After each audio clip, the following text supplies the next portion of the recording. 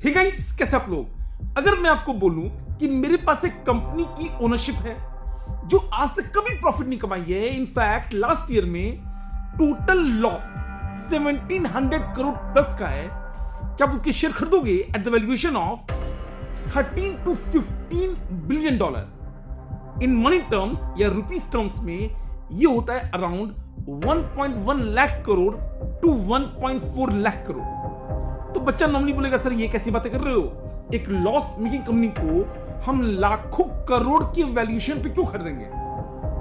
Guess what, कुछ ऐसा ही हो रहा है फोन पे के आईपीओ के साथ। Yes, you heard it right, one of the biggest fintech का आईपीओ होने वाला है। अभी यूपीआई जो कि अपने मार्केट में लीडर है, 45% यूपीआई मार्केट बाबू फोन पे के पास है। उनको सेबी के द्वारा लिस्टिंग यानी आईपीओ लाने का अप्रूवल मिल गया है और अप्रैल 2026 तक ये लोग प्लान कर रहे हैं अराउंड 12 to 13,000 करोड़ रुपया मार्केट से रेज करने के लिए at the valuation of 13 to 15 billion dollar. And let me tell you, कुछ लोग इसके फेवर में हैं, बट कई लोग इसको एक स्कैम की तरह प्रेजेंट कर रहे हैं। अब ये स्कैम है या क्या है, तो आइए मैं आपको थोड़ा समझाता हूं। जब आप आईपीओ रेज करते हो उसका दो पर्पस होता है। एक होता है कि जो पैसे आप रेज करोगे आईपीओ के थ्रू, वो आप इन्वेस्ट करेंगे बिजनेस पे ताकि बिजनेस ग्रो हो।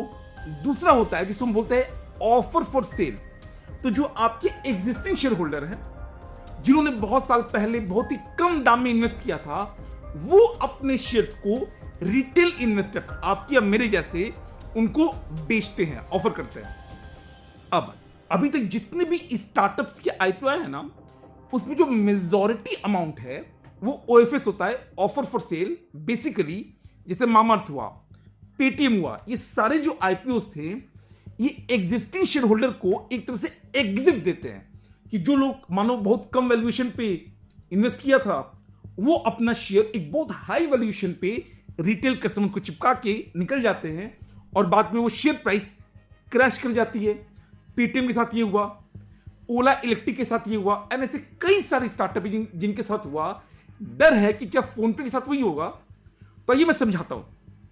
सबसे पहले एक प्रॉब्लम जो मुझे दिख रही है, ये जो 12,000 या 13,000 करोड़ रुपया फोन पे रेस करने वाला है, ये कंप्लीटली ओएफएस है, कंप्लीटली ऑफर फॉर सेल है। यानी जो भी पैसा रेज होगा वो बिजनेस के ग्रोथ में नहीं लगेगा, वो जाएगा एग्जिस्टिंग शेयर होल्डर जैसे वॉलमार्ट, माइक्रोसॉफ्ट, टाइगर ग्लोबल, ये जो बड़े बड़े फॉरेन इन्वेस्टर्स हैं, इनको एग्जिट देने में जाएगा।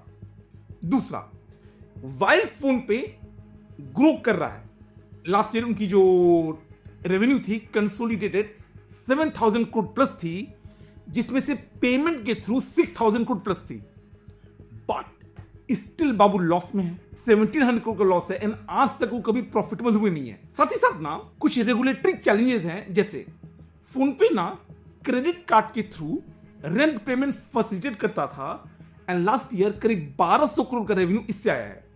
आरबीआई ने इसको रोक दिया है, अब वो नहीं कर पाएंगे, तो ये लॉस ऑफ रेवेन्यू हो गया। फोन पे जो ऑनलाइन मनी गेमिंग होती थी, उससे भी पैसे कमाता था करीब 200-300 करोड़, वो भी अब आपको पता है कि रियल मनी गेमिंग बैन हो गया है, फोन पे वहां से बाहर निकल गया है। तो इनके जो रेवेन्यू के सोर्सेज हैं उनको थोड़ा सा हिट हुआ है। आज तक प्रॉफिट हुआ नहीं है। हालांकि मैं ये बता दूं, ये लोग ना ऑपरेशनल लेवल पे कैश फ्लो पॉजिटिव है, तो they are operationally sound, but consolidated way में अभी भी लॉसेज में है।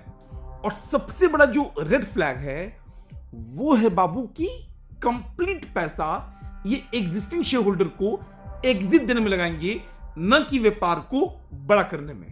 अब एज अ रिटेल इन्वेस्टर को क्या करना चाहिए?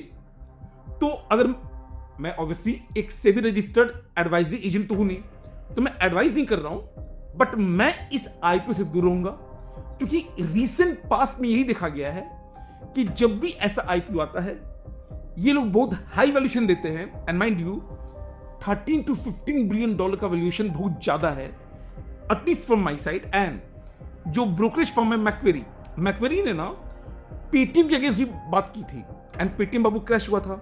मैक्वेरी ने भी इस आईपीओ पे कुछ क्वेश्चन मार्क रेज किए हैं। तो ये जो आईपीओ है, मैं तो बाबू दूर रहूंगा, क्योंकि मुझे ऐसा लग रहा है कि जब ये पैसा रेज होगा बिजनेस ग्रोथ में लगेगा नहीं।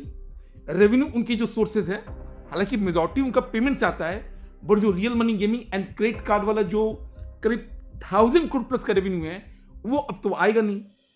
तो जो ग्रोथ है मे बी कंटिन्यू रहे, but it will take some time before they turn into a profit positive company.